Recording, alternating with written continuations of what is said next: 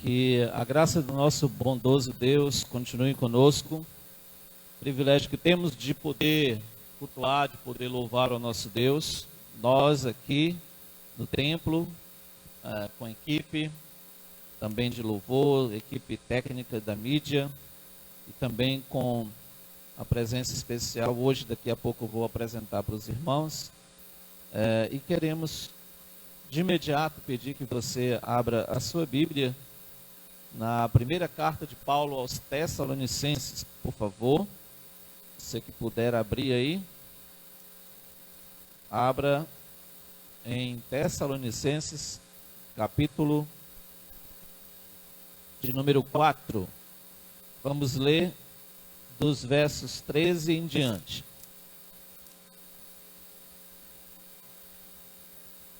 Tessalonicenses, primeira carta de Paulo aos Tessalonicenses, capítulo 4, versos 13 em diante.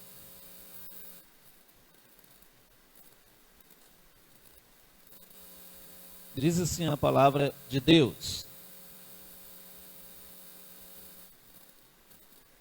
Não queremos, porém, irmãos, que sejais ignorantes com respeito aos que dormem, para não vos entristecerdes como os demais, que não têm esperança. Pois se cremos que Jesus morreu e ressuscitou, assim também Deus, mediante Jesus, trará em sua companhia os que dormem. Ora, ainda vos declaramos por palavra do Senhor isto: nós, os vivos, os que ficarmos até a vinda do Senhor, de modo algum precederemos os que dormem.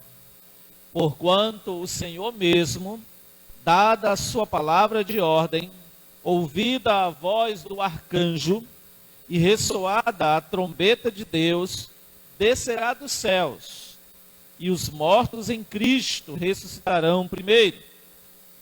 Depois nós, os vivos, os que ficarmos, seremos arrebatados, juntamente com eles, entre nuvens, para o encontro do Senhor nos ares, e assim estaremos para sempre com o Senhor. Consolai-vos, pois, uns aos outros com estas palavras. Oremos. Deus e Pai, queremos te rogar a bênção do teu Santo Espírito iluminando nossas mentes, nossos corações, aquecendo, ó Deus, o nosso coração, para que assim, ó Deus, ao entendermos a tua palavra, vejamos e notemos ela transformar as nossas vidas, edificando-nos em ti, consolando os nossos corações, exortando-nos a uma vida cada dia mais reta diante do Senhor. Rogamos essas bênçãos, ó Deus, em nome e para a glória de Jesus Cristo. Amém. Sim, Jesus ressuscitou. E daí? O que isso tem a ver conosco? Histórica e teologicamente falando, é comprovado que Jesus, de fato, ressuscitou. Nós pregamos isso anteriormente, se você quiser conferir, na Páscoa passada, os irmãos, os pastores da igreja pregaram sobre isso, sobre este tema, defendendo teológica e historicamente e arqueologicamente também as provas suficientes para a ressurreição de Jesus. São muitas as testemunhas, pessoas que conviveram com Jesus, como os 4 evangelistas, Mateus, Marcos, Lucas e João. Eles mesmos registraram a respeito do nascimento e da vida de Jesus aqui, como também a ressurreição, morte e ressurreição de Jesus. Pessoas que constataram isto, como Maria, outras mulheres, Pedro, Paulo, e também mais de 500 pessoas, é relatado ali na carta aos Coríntios, no capítulo 15. Mais de 500 pessoas depois viram ao Jesus ressurreto. Muitas testemunhas, quando apenas 2 ou 3 eram suficientes para se comprovar, para se testemunhar.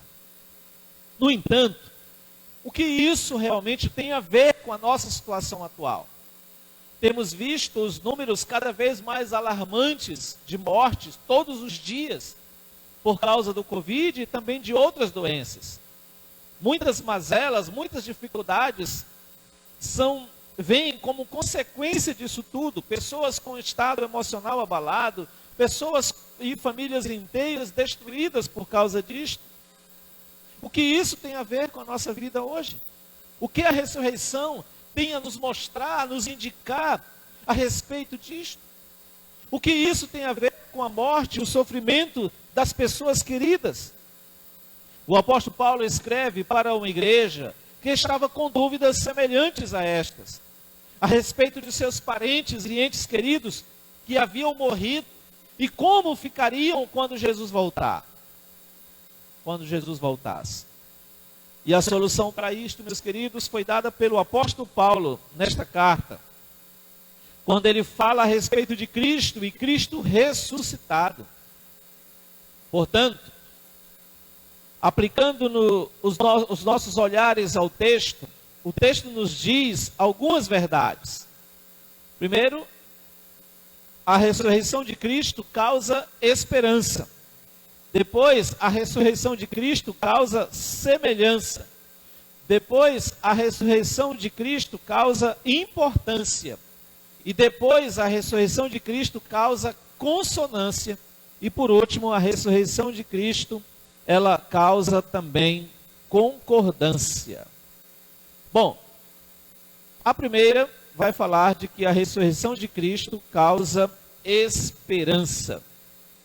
O versículo 13 nos fala desta verdade, de que a ressurreição de Cristo nos causa esperança. O mundo antigo, ele não tinha esperança. O mundo antigo era desesperançoso. Seus filósofos, seus ideológicos, seus pontos mais fortes, os escritores, poetas da época, escreveram de forma insuficiente, porque não tinham eles mesmos como dar esperança aos seus leitores, aos seus ouvintes. Mas aqui o apóstolo Paulo, ele vem trazer em um mundo sem esperança, ele vem trazer para os tessalonicenses essa viva esperança. O mundo antigo não tinha esperança, mas aqueles que estão em Cristo têm esperança. E veja que esta esperança, em primeiro lugar, ela vence a ignorância. Não queremos, porém, irmãos, que sejais ignorantes com respeito aos que dormem. Como já disse, aqueles irmãos tinham perdido parentes, entes queridos, amigos, para a morte. E assim, estavam, de certa forma, sem esperança, perdendo a esperança. Mas Paulo diz, olha, eu não quero que vocês sejam ignorantes a respeito disto. Até porque Paulo já havia passado por ali, quando plantou a igreja, ficou um bom tempo ali em Tessalônica, e ensinou-lhes a verdade de Deus, e ensinou-lhes também essa verdade. A ignorância é causada pela falta de conhecimento. É o contrário, é a antítese da gnose, do conhecimento. A ignorância é quando as pessoas não têm interesse de pesquisar, ou quando alguém quer lhe informar, mesmo assim essas pessoas, elas não querem ser informadas a respeito daquelas verdades. A ignorância tem matado muitas pessoas. A ignorância tem levado muitas pessoas ao caos, à desesperança. A ignorância tem levado muitas pessoas ao buraco da solidão, da aflição e da falta de esperança. Então conheça a Deus, conheça a palavra de Deus, para que assim você não seja ignorante e tenha esperança. Mas também a esperança, ela vence a tristeza. Veja que ele diz que ele não queria que aqueles irmãos fossem ignorantes quanto aos que dormem, para não vos entristecerdes como os demais, que não têm esperança. Veja que o apóstolo Paulo está exortando aqueles irmãos para que eles não sejam como aqueles que não têm esperança, como aqueles que não têm Cristo, que realmente quando morre alguém ficam sem esperança porque não sabem para onde foram. realmente perderam aquela pessoa de uma vez por todas. Mas aqueles que têm Cristo e que morrem em Cristo, tenha certeza de que não podem ter uma tristeza desesperançosa. Essa tristeza aqui não é aquela tristeza da saudade que é comum, não é aquela tristeza da separação que é comum desde Adão e Eva quando pecaram e sofreram a morte. Mas essa tristeza aqui é uma tristeza desesperançosa. Aquele desespero das pessoas quando morre alguém e elas não sabem a quem recorrer. Elas não têm esperança da vida após morte. Mas veja também que esta esperança, ela vence a morte. A própria esperança nos ajuda a vencer a morte. Existe um ditado que diz que a esperança é a última que morre. Mas não é verdade. Porque a esperança é que mata a morte. Quando que nós esperamos em Deus, nós certamente não morreremos, pelo menos não permaneceremos na morte. Mesmo que morramos fisicamente, seremos então ressuscitados, como as verdades serão ditas logo mais adiante no texto. A esperança deste mundo contra a morte está nas vacinas, está nos lockdowns, está nos governos, está na ciência, está em coisas passageiras e transitórias. Mas a nossa esperança, ela vem da pessoa de Jesus Cristo, pois Ele ressuscitou. Ele ressurgiu. E Ele então nos causa verdadeira e viva esperança.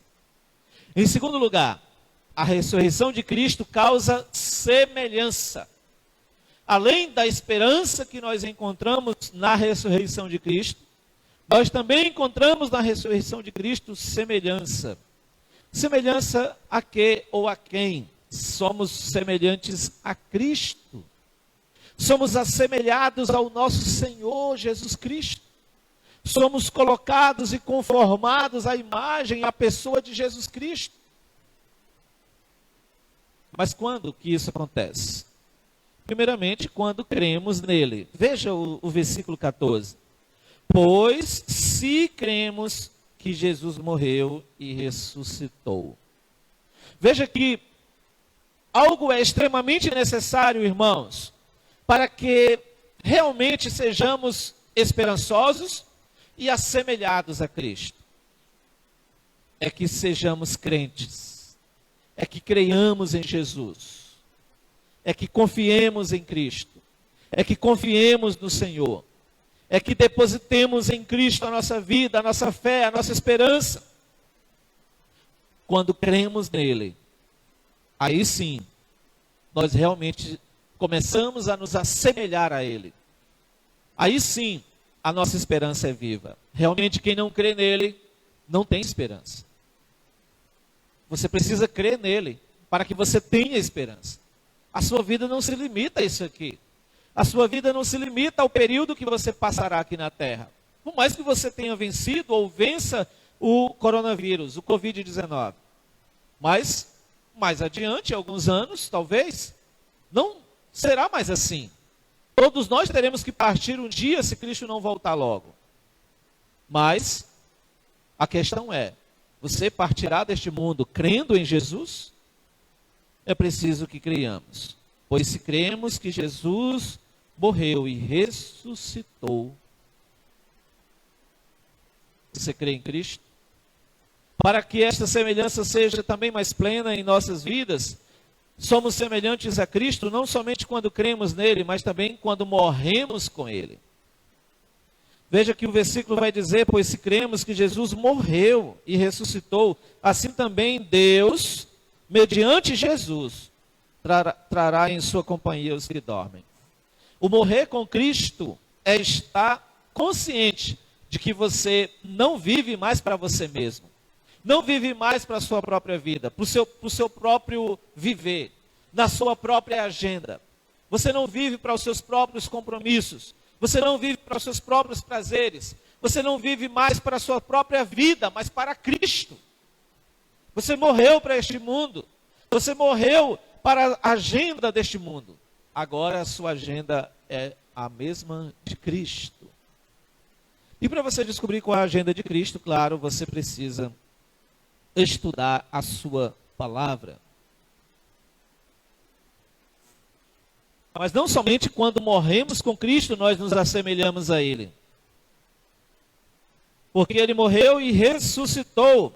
Assim também, ou seja, a semelhança que temos, Deus nos torna semelhantes a Cristo, assim também mediante Jesus trará em sua companhia os que dormem. Deus, Ele cuidará da mesma forma como Ele ressuscitou o Filho dele, Jesus Cristo, naquele domingo, naquele primeiro dia da semana, há quase 2000 anos atrás. Assim Ele fará naquele grande dia. Nós temos a certeza, a convicção, de que todos os mortos ressurgirão, sairão de suas sepulturas. Aqueles que foram cremados e jogados às cinzas, Deus fará com que aquela semente, ela volte com frutos. Deus fará com que aqueles corpos sejam então restaurados, sejam ressuscitados. Não importa se o corpo foi comido pelos bichos, não importa se está debaixo da terra, ou nas águas, ou nos mares. A Bíblia diz que todos os corpos que estão nas águas, na terra, ou em qualquer lugar, serão devolvidos. Ou seja, esses corpos serão transformados, serão ressuscitados para uma vida eterna com Deus. Nenhum cemitério ficará populoso. Eles ficarão vazios. Todos os mortos serão ressuscitados naquele grande dia e serão conduzidos a Cristo. Que maravilha sabermos disso, meus queridos irmãos. Nos assemelharemos a Cristo. Teremos um corpo semelhante ao de Cristo ressuscitado. Aquele mesmo Cristo que depois de ressuscitar, de sair daquela sepultura, de falar com aquelas mulheres, de falar com os apóstolos, de depois se apresentar a mais de 500 pessoas, aquele Jesus que subiu vivo aos céus, ele há de vir e ressuscitar aqueles que estão mortos. Esta é uma viva esperança, meus queridos, que vem nos trazer, então, consonância, que vem nos trazer semelhança com Cristo. Mas também quando ressuscitamos, quando ressuscitarmos, nós temos a certeza de que seremos semelhantes a Ele. George Whitefield diz em seu sermão, Como Ser um Cristão de Verdade, ele diz o seguinte, que cada um de nós, portanto, seriamente coloque esta questão nos corações. Temos recebido o Espírito Santo desde que cremos? Somos novas criaturas em Cristo ou não? Pelo menos, se não somos assim, ao menos temos feito o nosso esforço diário para nos tornar semelhantes a Ele? Nós constantemente e conscientemente temos usado todos os meios da graça de que dispomos para isso? Temos jejuado, vigiado e orado? Não nos temos portado preguiçosamente, mas temos buscado laboriosamente como os que se esforçam para entrar pela porta estreita? Em suma, podemos renunciar à nossa própria justiça, tomar nossa cruz e seguir a Cristo? Ser semelhante a Cristo, meus irmãos, não será apenas na ressurreição, mas também na morte, ou seja, você está morrendo para você mesmo, tomando a sua cruz todos os dias e seguindo Jesus. Jesus se tornou semelhante a nós para nos tornarmos semelhantes a Ele. Jesus se tornou semelhante a nós para que nos tornássemos semelhantes a Ele. Com quem você mais se parece? Você se parece mais com este mundo? Você se parece mais com aqueles seus amigos da orgia? Você se parece mais com o lado ruim dos seus pais? Você se parece mais com os defeitos do seu pastor? Com quem mais você se parece? Você é semelhante a quem? Você tem os traços de DNA dos seus pais, dos seus avós e assim, anteriormente falando, aos seus parentes, os que lhe antecederam. Mas quando você nasce de novo, você passa a ter o DNA de Cristo. Você tem sido semelhante a Cristo? Com quem você mais se parece? Mas veja que também a ressurreição de Cristo causa importância. Causa importância.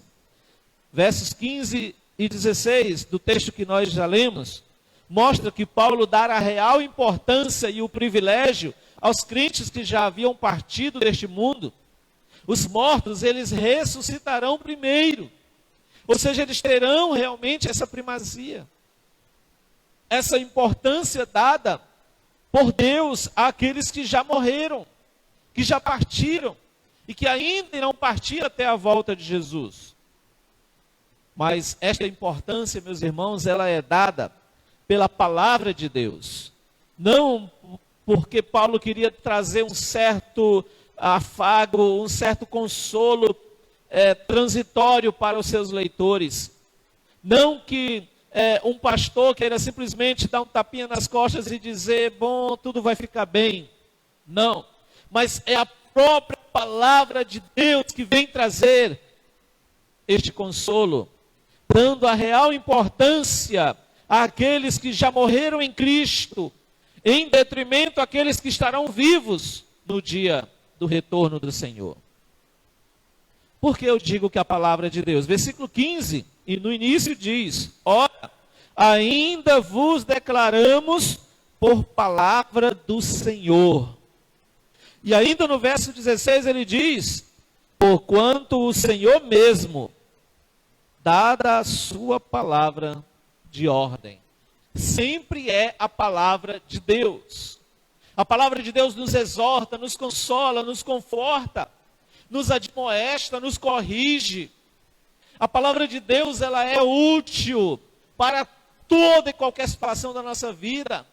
Ela nos educa, ela nos ensina, ela nos molda, ela nos transforma, ela arranca de nós aquilo que não presta e nos faz cada dia mais semelhantes a Cristo. Mas veja que o apóstolo Paulo usa a própria palavra de Deus para trazer este consolo àqueles irmãos que estavam preocupados com seus entes e amigos que haviam morrido. Como eles ficarão? Como será na volta do Senhor? E Paulo, ele diz claramente, eles não vão ficar para trás. Pelo contrário, eles serão os primeiros. Porque essa importância dada pela palavra de Deus nos gera um coração esperançoso, um coração assemelhado ao de Cristo. Mas também nos dá o real valor àqueles que já morreram em Cristo. Mas também essa importância é dada pela volta do Senhor. Pela volta do Senhor. Aqui Paulo, ele usa a ilustração da marcha triunfal. Vamos reler os versículos 15 e 16. Ora, ainda vos declaramos por palavra do Senhor isto: nós, os vivos, os que ficarmos até a vinda do Senhor, de modo algum precederemos os que dormem. Porquanto o Senhor mesmo, dada a sua palavra de ordem, ouvida a voz do arcanjo e ressoada a trombeta de Deus, descerá do céu, e os mortos em Cristo ressuscitarão primeiro. Veja que Paulo, ele cria na volta iminente de Cristo. Ou seja, ele ensinava e ele mesmo vivia que Cristo podia voltar a qualquer momento. Como de fato nós cremos. Jesus, ele pode voltar nós estando vivos ainda. Por isso que ele fala, e nós, os que estivermos vivos. Depois, essa foi uma das primeiras cartas que Paulo escreveu. Depois das últimas cartas que ele já vai escrevendo, a de Timóteo, por exemplo, ele já sabia que Jesus não vinha antes dele ir, ou seja, ele partiria para o Senhor. Mas aqui Paulo, ele está consciente de que Jesus pode voltar a qualquer momento, e essa deve ser a nossa consciência. A volta do Senhor é comparada a uma marcha triunfal, porque era algo comum no Império Romano, quando o general saía com o seu exército para combater os inimigos, e então eles venciam os inimigos, aprisionavam então o comandante inimigo, o exército inimigo, aqueles que sobreviviam, e traziam então eles acorrentados para serem escravos de Roma. E antes de entrarem na capital romana, ele então mandava o arauto com uma trombeta para anunciar que eles estavam voltando de forma triunfante, como vencedores. E então o arauto corria na frente no cavalo, e ele então, ao chegar ali na cidade, ele subia lá no lugar mais alto dos muros da cidade, e ele então tocava a trombeta. E a população, todos que estavam ali, inclusive o imperador, ficava aguardando, esperando a entrada da marcha triunfal daquele general com seu exército e também os seus capturados. Assim também, meus queridos, essa mesma imagem é dada aqui pelo apóstolo Paulo da marcha triunfal. Jesus, ele voltará, esse nosso general, ele ficará nos ares. E ele então mandará que o anjo toque a trombeta. E assim, ao tocar a trombeta, o arcanjo, que na Bíblia só aparece o nome de Miguel, mas podem existir outros. O arcanjo tocará a trombeta, ressoará a trombeta, e então descerá dos céus o Senhor com os anjos, e ele ficará entre as nuvens, e ele então sucará, ele chamará os mortos, e os que estiverem vivos serão transformados, para se juntarem a ele nos ares. Esta imagem magnífica da volta do Senhor Jesus deve estar nas nossas mentes, em nossos corações, porque essa importância é dada a este momento em que a volta de Jesus é aquilo que nos gera esperança, porque seremos ressuscitados naquele grande dia, se estivermos mortos, ou seremos transformados se estivermos vivos. O Senhor voltará, o Senhor retornará, não para pisar os pés neste mundo, mas para que mesmo dos ares levante os seus escolhidos, aqueles que foram salvos, aqueles que creram nele, aqueles que morreram nele, ou aqueles que estarão vivos, mas servindo a ele.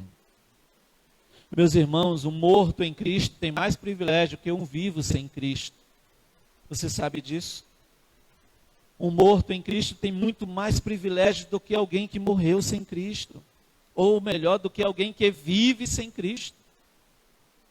Se a pessoa que você amava morreu, crente em Cristo, ela não precisa das suas lágrimas amargas.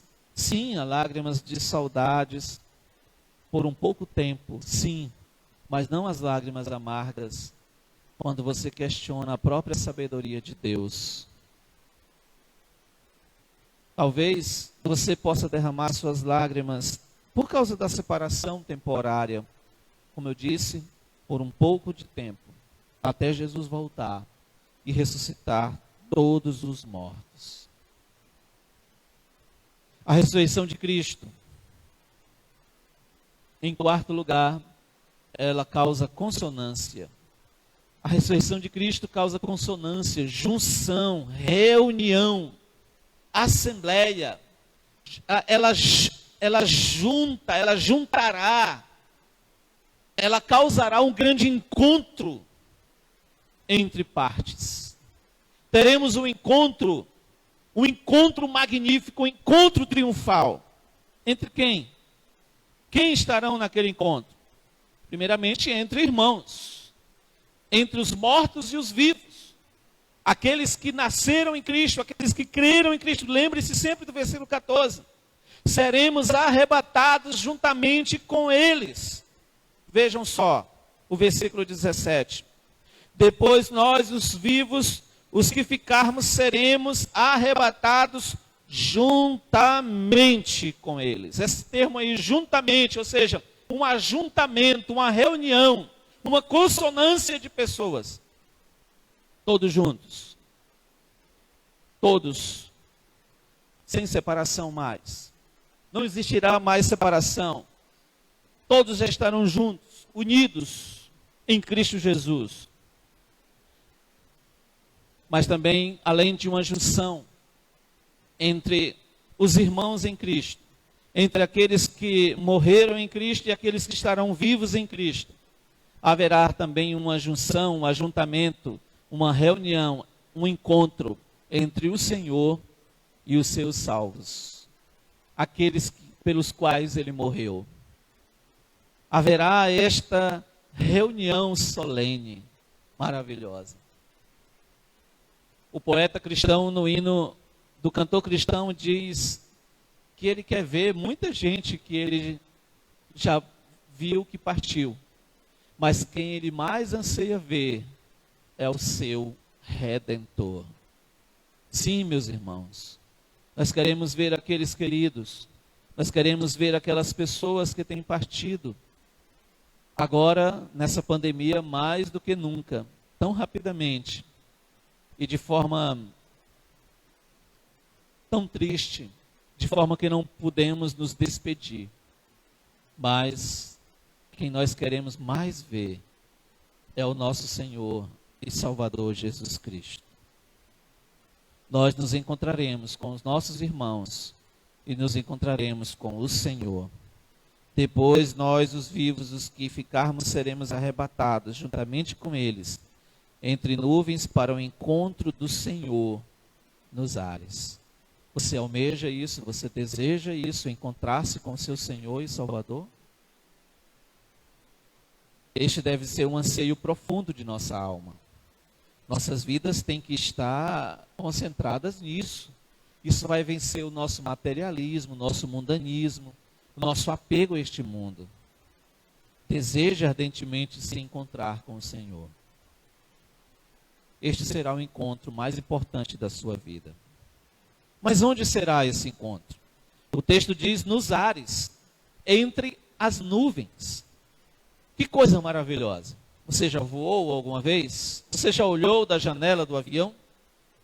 Você já esteve em um lugar muito alto, que você olha lá para baixo e você fica até assustado? O lugar do encontro com Jesus será nos ares. Seremos levados pelos anjos de Deus, dos quatro cantos da terra, como diz o termo, para dizer os 4 pontos cardeais. E nós então nos encontraremos com o Salvador nas nuvens, nos ares.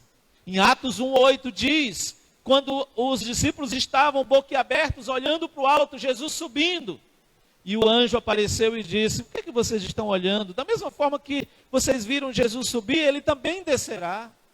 Ou seja, entre as nuvens, para levar a sua igreja, para levar o seu povo, aqueles que creem no seu nome e que vivem para a sua glória. Mas até quando? Até quando durará esse encontro?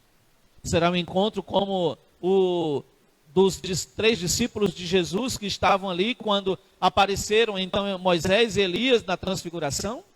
Tão passageiro? Será um encontro como aquele que você teve com a pessoa com quem você se casou? Não. Será um encontro eterno, para sempre, diz o texto bíblico. Encontrará com o Senhor nos ares, e assim estaremos para sempre com o Senhor. Eles foram separados do Senhor. O Senhor Jesus, ele morreu e ressuscitou, mas ele subiu vivo para os céus. Eles foram separados temporariamente. Mas o apóstolo Paulo e também os irmãos de Tessalônica, eles foram exortados de que esse encontro causará realmente uma presença permanente do Senhor. O que mais eu almejo no céu não são as ruas de ouro, não são os mares de cristais, não são os meus irmãos queridos. O que eu mais almejo no céu é viver para sempre com o meu Senhor. E este deve ser o meu e o seu desejo. Eu me lembro da música do Grupo Logos. Ó Pai, eu queria tanto ver o meu Senhor descer, vindo me encontrar, eu posso até imaginar a refulgente glória do Senhor Jesus, transpondo as brancas nuvens no mais puro azul, onde nem sul, nem norte existirá. Quando Jesus voltar, Ele unirá a igreja visível à invisível. Ele unirá os crentes de todos os tempos. Lá estarão Abraão, o pai da fé, Moisés, o homem da lei. Lá estará Elias, o profeta. Lá estarão todos os homens e mulheres que serviram a Deus no Antigo, no Novo Testamento, no início da igreja, na Idade Média e também nos tempos de hoje, e aqueles que existirão até a volta de Jesus. Todos nós estaremos juntos num só lugar, na presença do nosso bondoso Deus, aleluia. Ele nos unirá nele mesmo, estaremos unidos na pessoa de Cristo Jesus. A grande pergunta é: você estará lá? Você quer fazer parte deste grande encontro? Entregue-se a Jesus hoje mesmo. Mas, em quinto lugar, a ressurreição de Jesus, ela causa concordância. Versículo 18 nos vai falar disto. Quando cremos na ressurreição, nós não deixamos de consolar uns aos outros.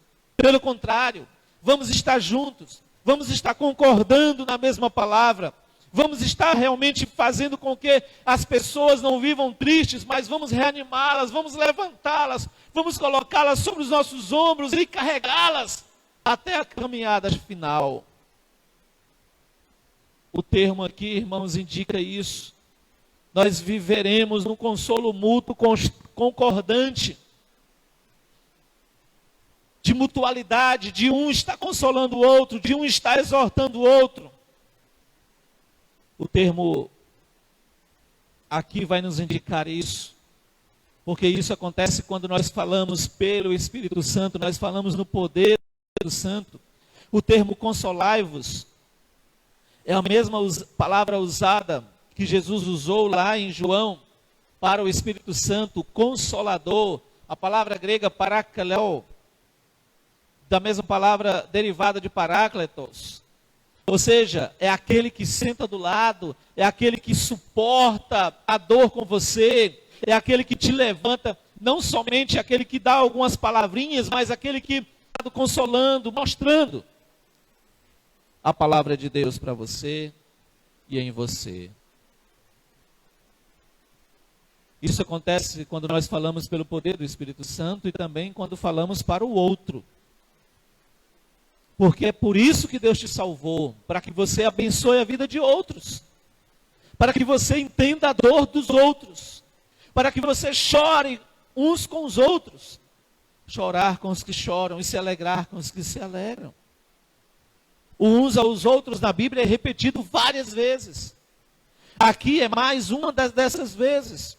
Consolai-vos, pois, uns aos outros, sabendo de que nós vamos falar, não a nossa psicologia moderna, como eu tenho visto muito por aí.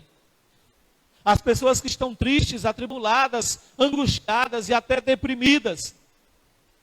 A psicologia moderna diz: valorize o que você é. Você dê valor a si mesmo. Quando na verdade, irmãos, o nosso problema não é que nós não damos valor a nós mesmos. O grande problema nosso é que nós valorizamos demais a nós mesmos e esquecemos os outros. Porque a palavra de Deus, veja, consolai-vos com estas palavras. Ou seja, nós só poderíamos ser e trazer consolo às pessoas que estão aflitas e angustiadas quando usamos a palavra de Deus, não as nossas próprias palavras, não as palavras de um psicólogo humanista. Não que eu seja contra a psicologia, ela nos ajuda muito. Mas quando o homem é colocado no centro, sempre é prejudicial. Sempre é prejudicial. Devemos usar a palavra de Deus. Eu já falei isso no primeiro ponto.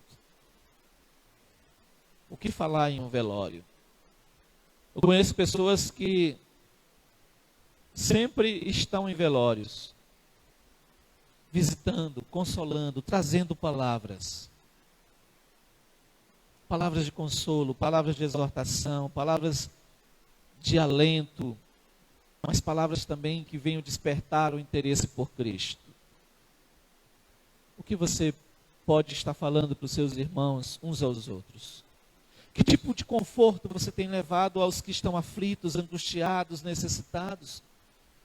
Em um momento você está exortando essas pessoas, consolando essas pessoas, mas em outro momento você pode estar sendo consolado e exortado por estas pessoas. A igreja é essa mutualidade, onde um ajuda o outro. Diante disso, queridos, quero fazer últimas considerações. Primeiro, a respeito dessa doutrina rejeitada. A doutrina da ressurreição é uma doutrina rejeitada. Veja que mesmo nos tempos bíblicos era rejeitada pelos pagãos. Ou seja, os filósofos atenienses, os epicureus, e os demais outros filósofos, em Atos 17:32, eles zombaram de Paulo quando Paulo falou da ressurreição, de que Jesus havia ressuscitado. Porque muitos deles não criam na continuidade da alma. Igual algumas religiões hoje dizem a teoria do aniquilacionismo, ou seja, a pessoa morre e acabou. Não existe inferno, não existe céu, não existe vida após a morte. Mas veja que esta doutrina, ela não pode ser rejeitada pelos cristãos. Não pode ser rejeitada por aqueles que realmente querem ter uma viva esperança. Os religiosos, até mesmo os religiosos, rejeitaram esta doutrina, os saduceus. Jesus combateu esse pensamento errado dos saduceus. Em Atos capítulo 23, também os apóstolos, no versículo 8, também combateu esta doutrina dos saduceus, de rejeitar a doutrina da ressurreição que nos causa tantos benefícios, já relatados acima. Podemos entender, meus irmãos, também em segundo lugar, da restauração plena. Há uma restauração plena na ressurreição, restauração dos mortos e também dos vivos naquele dia. Que restauração completa, que restauração realmente sem falhas. Restauração onde nós estaremos plenamente perfeitos diante de Deus, sem nenhum defeito mais, sem nenhuma dor, sem nenhum sofrimento, sem nenhuma lágrima. Mas também, esta doutrina nos traz preparo. Devemos estar parados para a volta de Jesus, para sermos ressuscitados naquele dia e estarmos com Ele para sempre. O primeiro preparo é crendo. Lembra do versículo 14? Se vocês creram realmente na morte e ressurreição de Jesus. Buscando, esperando a volta de Jesus. Prepare-se. Crendo no Senhor. Se você crê no Senhor, você estará se preparando, se santificando para a volta de Cristo. E por último, a proposta do tema. O que isso tem a ver conosco?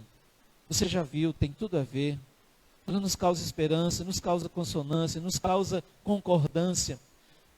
O que a ressurreição tem a ver com a minha vida, com a sua vida, com a situação em que estamos vivendo de tantas mortes todos os dias?